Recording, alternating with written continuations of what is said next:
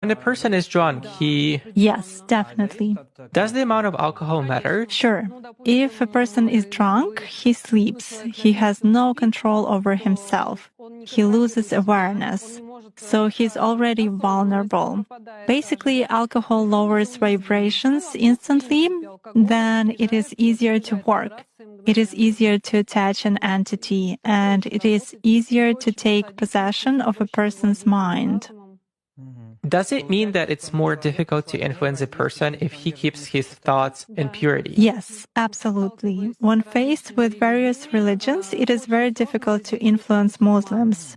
They are in a constant connection with the egregore. They do namaz every day and read prayers on a daily basis. They are constantly under some kind of a dome, so it is very difficult to influence them. When you start impacting a person, he begins to address in a prayer. Indeed, many of them are very different from those who come to church only when everything is bad in their life. They come to pray, and then for 5 years they forget about God, some canons, and so on. Muslims, as a rule, passionately believe and passionately give energy to their egregore, and this egregore protects them very well. That's why it is very difficult to work to make any kind of influence on a true Muslim believer.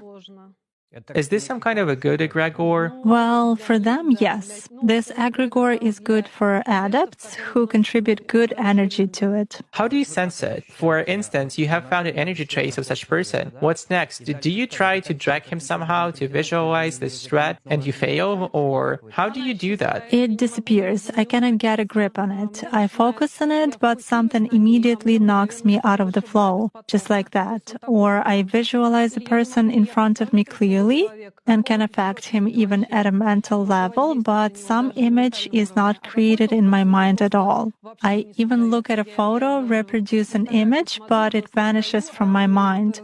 Thus, I can clearly see that a person is covered with something. Does this only work with Muslims? It does for me.